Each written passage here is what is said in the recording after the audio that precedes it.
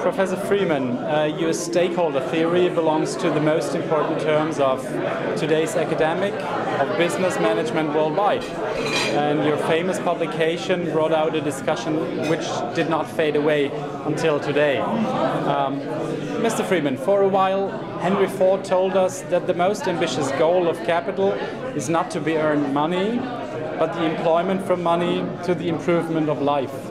What do you think about this? And is that the real, genuine exercise of capital?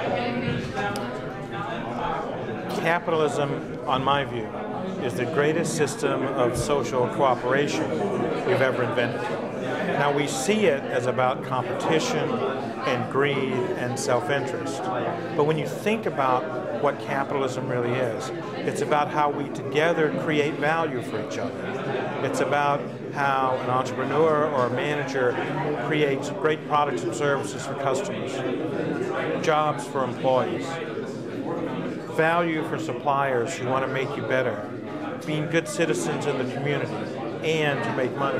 It's seeing those interests going in the same direction in terms of how we create value for each other that's at the core of capitalism. Capitalism is a cooperative enterprise. Competition's important. Some of my best friends are economists, but competition's a second-order property. It gives you options in a free society. So I think we need to return to see capitalism for what it is. Henry Ford came close to getting it right. He didn't practice it so much, but the idea that it's about how we create value for each other, it's fundamentally got ethics built into the center, not off to the side. And that's what we need to come back and see, it seems to me. Some German scientist, Karl Hohmann, said that the long-term maximization of profit is not a privilege of the enterprises, for which they would have to apologize constantly.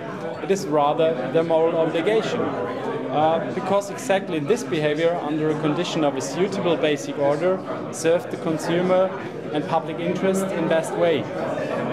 Do we have suitable basic orders in a globalized world, and which role plays corporate social responsibility, especially against that background? The idea that business has a moral obligation only to maximize profits is an idea that's broken. The idea that the greatest good for society results in that is an idea that's broken. Adam Smith understood that if markets weren't about people of justice, if there wasn't fairness and a sense of justice, was Adam Smith's words, markets don't work. Markets work because we try to create value for each other. The theories about maximizing profits and all those kinds of things are very stylized academic theories. It's not about how business works. Business works because we create value for stakeholders. Executives do have a moral obligation, I believe, to create value, as much value as they can for stakeholders.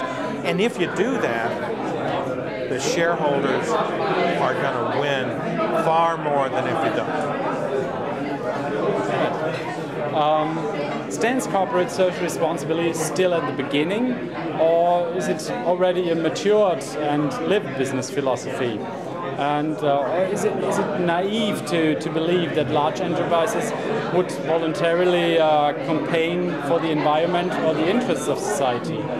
Do we need international, general and covenant rules and regulations?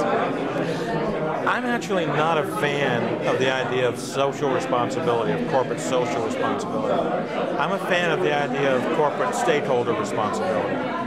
Take your responsibilities to stakeholders seriously, first and foremost.